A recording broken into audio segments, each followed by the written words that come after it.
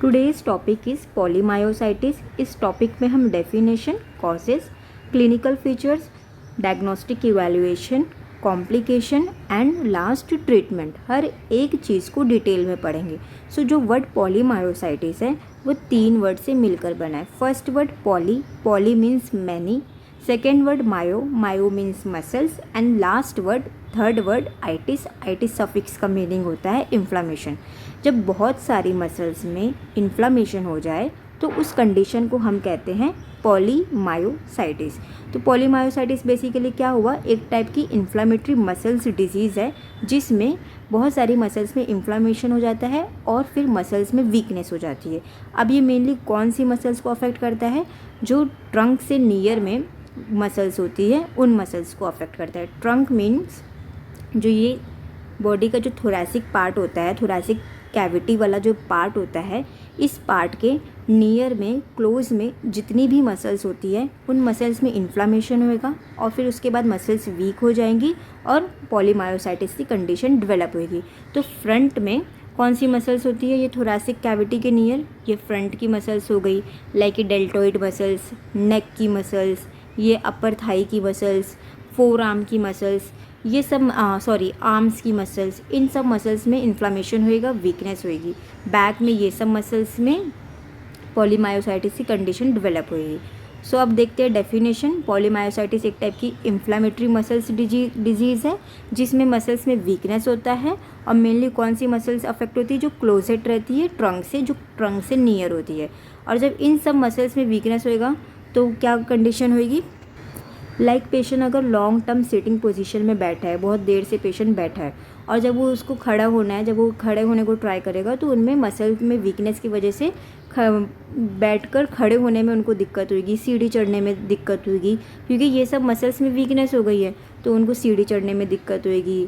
अगर बहुत लंबे टाइम तक वो बैठे हैं तो उसके बाद खड़े होने में प्रॉब्लम होगी उनको, क्यों, क्योंकि मसल्स में वीकनेस हो गई है। तो इवेंचुअली पॉलीमायोसाइटिस में पीपल में rising from the sitting position में डिफ़िकल्टी होगी, ट्रबल होगा, लिफ्टिंग कोई किसी चीज़ को, किसी ऑब्जेक्ट को उठाने में, क्लाइंबिंग द स्टेयर्स, सीढ़ी चढ़ने में, क्योंकि मसल्स में वीकनेस हो गई तो ये सब एक्टिविटी करने में पेशेंट को प्रॉब्लम होगी।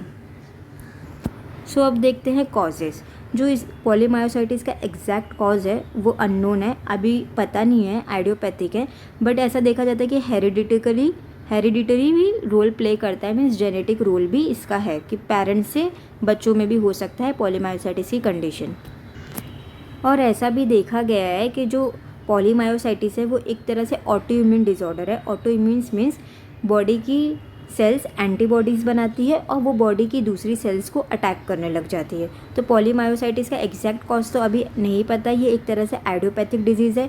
हेरिडिटरी भी देखा गया है कि जेनेटिक रोल भी प्ले करता है, पेरेंट्स से बेबीज़, चिल्ड्रन, इनमें भी हो जाता है। और एक टाइप का ऑटो इम्यून डिसऑर्डर भी है जहाँ एंटीबॉडीज़ बॉडीज़ में बनती है और वो बॉडीज़ की दूसरी सेल्स को अटैक करने लगती है। और ऐसा भी देखा गया कि फीमेल्स में ज़्यादा देखा गया है as compare to the men. तो females are more prone to this disease as compare to the man. So basically एक मस्कुलर डिजीज़ है, तो मसल्स के ही पूरे सिम्टम्स देखने मिलेंगे। तो सबसे जो हॉलमार्क सिम्टम्स है, जो मोस्ट कॉमन सिम्टम्स हैं, वो है मस्कुलर वीकनेस। मसल्स में वीकनेस देखने मिलेगी क्योंकि मसल में इन्फ्लामेशन हो गया है, इस वजह से मसल्स में वीकनेस होगी। तो ये ग्रेजुअल डिजीज़ है, लॉन्ग टर्म डिजीज़ है। तो जो सिम्टम्स अपेयर होंगे वो 3 to 6 मंथ में अपेयर होंगे। डिफ़िकल्टी होगी getting up from the chair, अगर बहुत लॉन्ग टाइम से चेयर पर बैठे हैं तो फिर उनमें खड़े होने में पेशेंट को दिक्कत होगी, सीढ़ी चढ़ने में दिक्कत होगी, झुक कर कोई ऑब्जेक्ट को उठाने में दिक्कत होगी क्योंकि मसल्स वीक हो गए हैं। Trouble with getting up after lying down, बहुत टाइम से लेटे हैं फिर उसके बाद उठकर बैठने में पेशेंट को प्रॉब्लम होगी। डिफ़िकल्टी इन स्वेलिंग, मसल में पेन होएगा। टेंडर टू टच, अगर मसल्स को टच भी करेंगे तो भी पेशेंट को पेन फील होएगा। फटीग, वीकनेस रहेगी। शॉर्टनेस ऑफ द ब्रेथ, अगर ब्रेथ की मसल डायफ्राम इन्वॉल्व है क्योंकि वो ट्रंक से नियर मसल है, अगर डायफ्राम इन्वॉल्व है तो डिस्निया की प्रॉब्लम होएगी। डिफ़िकल्टी ब्रीदिंग में होएगी। Difficulty getting up from the chair.